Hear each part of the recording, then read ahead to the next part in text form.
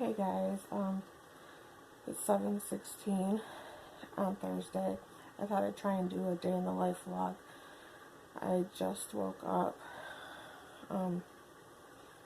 Anxiety sucks. I tried to go to bed early and did a sleep hypnosis, hoping I'd at least be well rested. I slept about an hour. I'm just gonna get up, eat something, go. I'm going to Jamie's, going looking like crap. I'm trying to be as comfortable as I can. I feel like I should be able to have a discussion with my doctors and try and find an alternate route instead of being forced to do something my body's not capable of. But that isn't the case, so I'm just going to do the best I can. My dad's taking me. I don't have a license. I have a permit, and I was working on getting my license this past summer, but with the motion sickness from being pregnant, I could barely ride in the car, let alone drive. So hopefully next summer I'll be able to get back to that. Nick's got to get his kids ready and get them to school, but hopefully he'll meet me at the doctor's later so my dad doesn't have to stay in. So I'm just gonna eat something and go. So I'll talk to you again soon. Okay, so it's 7:52. I'm about to leave. I feel like crap already. I'm hot in my house and my house is freezing just because I didn't sleep. I was exhausted and I feel like crying. I'm in the bathroom. I just did my first draw, my fasting draw. I just lied and said I was fasting because the nurse doesn't have anything to do with it. I drank the Coca-Cola. That shit's nasty. I feel great. I'm going to try and not eat for as long as I can. If I have to, I'm going to. I'm going to do the first hour without eating, but I'm going to eat and drink something. Horrible.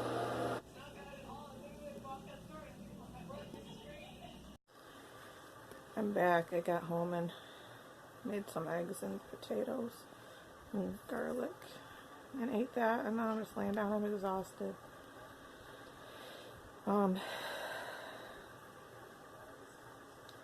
I made myself not eat for the first hour before the first or the second draw because they do a fasting draw. Oh, I think I already said that, but they do a fasting draw even though I didn't fast. The nurse asked if I fasted. I just told her I did because I already told the doctor I was going to eat, but there's, nothing she can do about it.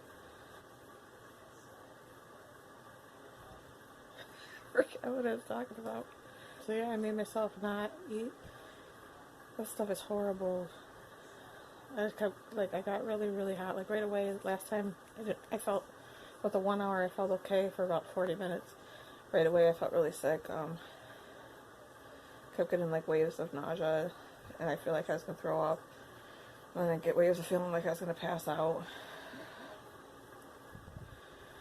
If you do throw up, then they make you come back and do the test again. So, I wasn't down for that. After she took my blood the first time, I went to the bathroom and drank half my water bottle and ate a Cliff Bar, and then I felt a lot better. I still don't feel good, but I felt a lot better. My body can't handle that. There's no way that I would have made it without passing out or throwing up. The water too, I don't know why you can't drink water.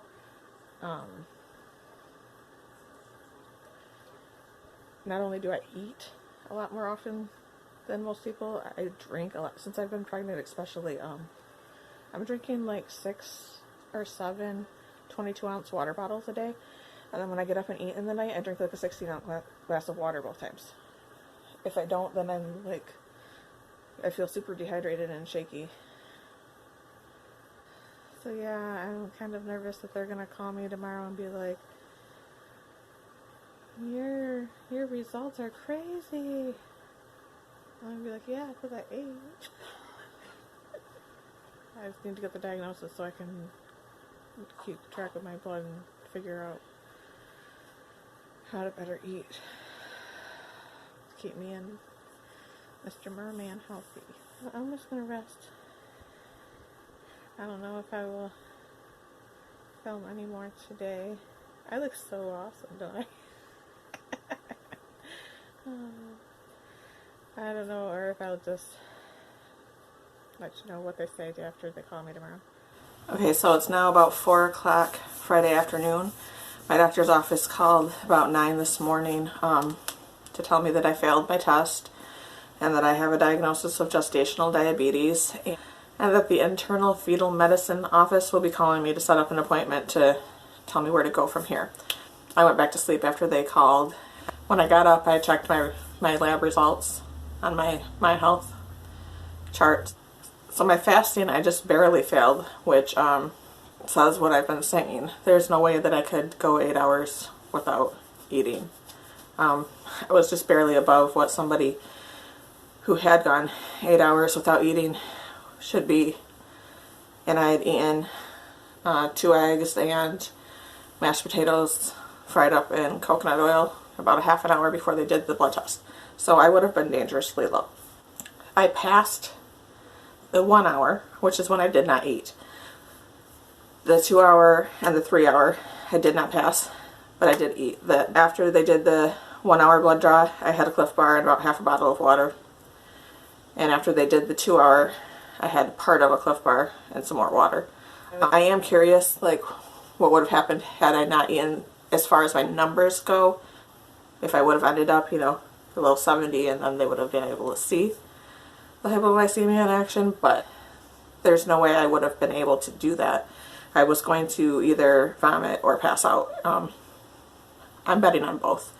And okay, so if I vomited, you're getting the glucola out, so that affects your blood results, so it's no longer valid and you have to do the test again. If I pass out, they're going to have to give me food. No longer valid. So there's no point in even trying to do that. So honestly, I think that I would have passed the test had I been able to not eat. I am okay with having the gestational diabetes diagnosis, even though I don't necessarily have gestational diabetes, because the doctors don't take the hypoglycemia seriously, and I do need to be monitored. So with the diagnosis, I will be able to watch my blood sugar in reaction to what I'm eating in real time and adjust so that I am eating in a way that keeps my blood sugar as stable as I can, that is the most healthy for me and for Merman. And to me, that's all I care about. I am glad that I got the results that I had, because it was validating for me. I feel like doctors treat me like either I'm just being difficult, like I'm a difficult patient, and I'm intentionally being difficult, especially because I have mental health diagnoses in my chart. It's easy to be like, it's just in her head and she's just being difficult. Or like I'm making a big deal out of nothing. I'm like, that I'm acting like I'm some kind of like special something and I should do things differently than other people. And even though I know that's not the case, I start to second guess myself. And I'm like, am I making a big deal out of something? Nothing? Could I do this and I'm just being a baby? Like, and no, I know my body. That's actually a positive thing about having a chronic illness, is it forces you to pay attention to your body's cues and to listen to them. And I'm willing to bet that many people with chronic illnesses are like me, where that's not your strong suit. It doesn't come naturally to you. So, you know, the body keeps giving you signals over and over and you're ignoring them. Eventually it's going to revolt, and that's survival. So in as much as it makes my life difficult, and as much as I want to fully heal, and I intend on continuing trying to, I am grateful for my illness in that way. If my body didn't revolt, it'd be like, whoa, it's likely that I would have died. So it's a protective measure, it is. But I had read that some women are unable to tolerate this test. Obviously, I am some women. In those articles, the only suggestion they had given was to monitor your blood in between meals like you would had you had the diagnosis. But, you know, there's a warning with that most insurances won't cover the equipment to check your blood sugar without the diagnosis. Also, that if it's decided that you need to continue being monitored in that way, a lot of insurances won't cover it because you didn't get an official diagnosis with the test. I wasn't even offered that option. Had I been, I don't know that it would have been any different. So I stand by my decision to intentionally fail the test. So fingers crossed. I'm hoping that the specialist will have a better understanding of hypoglycemia and will hopefully take my chronic illness symptoms seriously so that I am getting the best care that I can.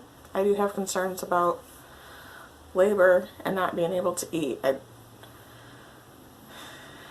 My body doesn't do that, so I'm hoping that, like, I understand the reasons for not being able to eat, and I understand how it's a safety measure, but because my body doesn't work that way, like, what else can we do? I'm hoping that they'll be able to help me with that. So that's where I'm at now. I don't have an appointment with the specialist yet. I will, of course, keep you all posted.